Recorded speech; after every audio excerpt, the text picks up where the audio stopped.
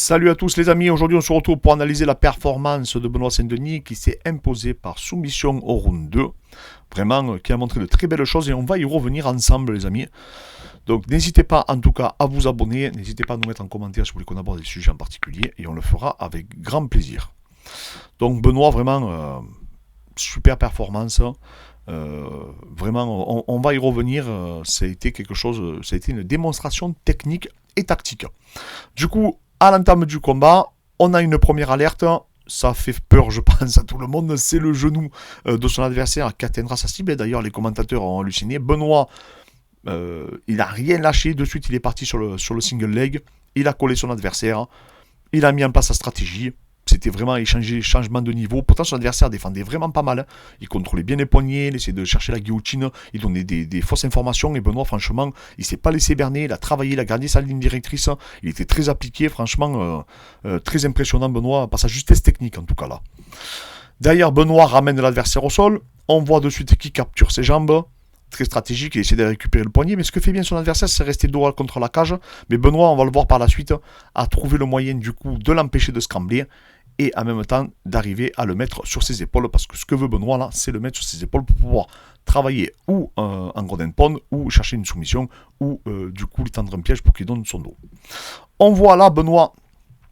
Premier élément très technique que je trouve vraiment brillant, tout en conservant du coup les jambes tout en capturant les jambes de son adversaire, il récupère le body lock, il change sa tête de côté, il met un vecteur contre la cage, donc son adversaire ne peut pas whizzer, ne peut pas scrambler.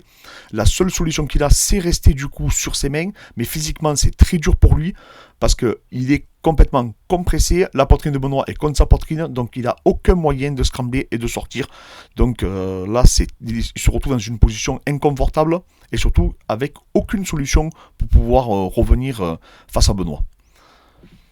On voit la continuité de Benoît, encore une fois, je vous ai du coup encerclé et montré un peu ce qui se passe. On voit Benoît qui continue à conserver, ça c'est pas évident à faire, mais en tout cas c'est brillant de sa part. Il conserve les jambes de son adversaire, il contrôle le poignet pour venir le tirer en fait, et donc on voit sa tête, ça crée un vecteur contre la cage, son épaule gauche et du coup met la pression pour le ramener sur son dos, il a juste à tirer le poignet, pousser avec la tête, pousser avec son épaule gauche, conserver les jambes au milieu et ça va faire tomber son adversaire sur le dos. Donc là vraiment masterclass de ce côté-là techniquement, c'est vraiment brillant je trouve ce qu'a proposé Benoît sur cette phase d'action. Donc vous la voyez, on pousse, on contrôle le poignet, on contrôle les jambes. Donc là je veux dire c'est 3 vecteurs à 1 contre 1, donc il y a très peu de chances de s'en sortir. Du coup, l'adversaire est obligé de se mettre en danger pour essayer de trouver une solution, donc du coup d'essayer de scrambler, et à ce moment-là, Benoît, encore une fois, opportuniste, rentre donc son crochet et fait quelque chose qui est pour moi quelque chose d'assez remarquable et que beaucoup de combattants devaient chercher, c'est le triangle de corps derrière. Donc il tire, il verrouille son triangle de corps et là c'est très difficile les amis, on se rend pas compte parce que je vois des commentaires, pourquoi il n'est pas sorti et tout, ou revenir face à lui. Non mais les amis, c'est beaucoup plus complexe que ça, c'est très très difficile de revenir dans le match quand quelqu'un est en triangle de corps.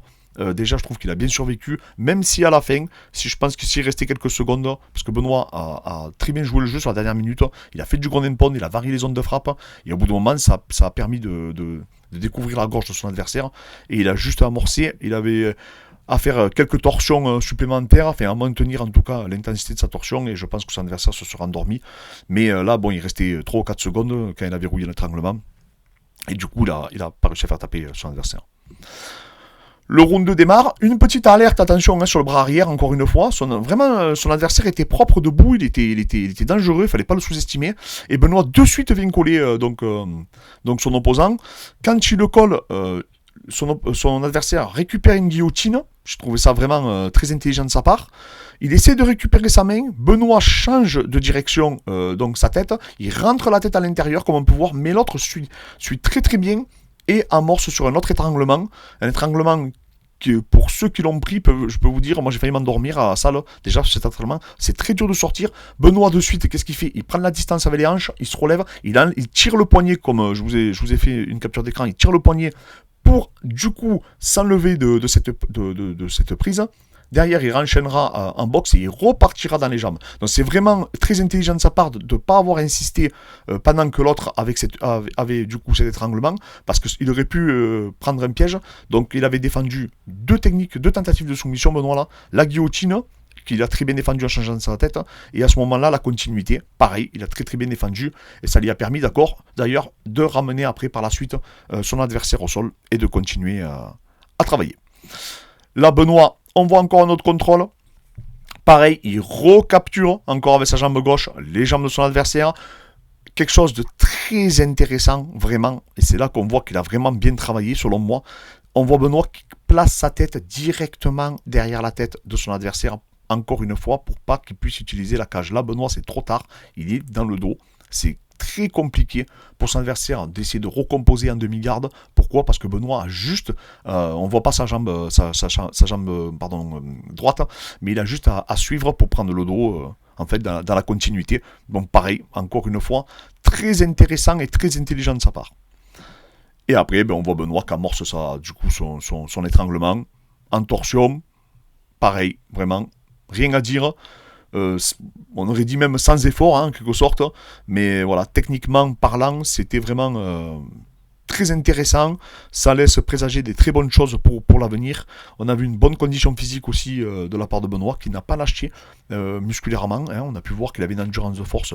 Mais bon, c'est un mec du premier paiement, donc j'ai 100% confiance à sa condition physique. Mais en tout cas, il est arrivé vraiment affûté, vraiment avec une grosse condition physique. Et du coup, il s'est imposé avant la limite par cette soumission. Donc Benoît, encore félicitations, qui ose gagne.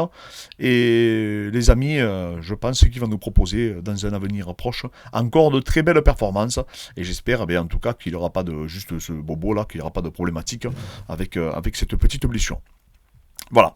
Donc les amis, n'oubliez pas, pour ceux qui veulent qu'on les accompagne, n'hésitez pas à nous contacter sur Instagram, on le fera avec grand plaisir. Si vous voulez d'autres vidéos d'analyse comme celle-ci, faites-moi signe et on se fera un plaisir de les réaliser. Et en tout cas, encore bravo et vive le MMA français.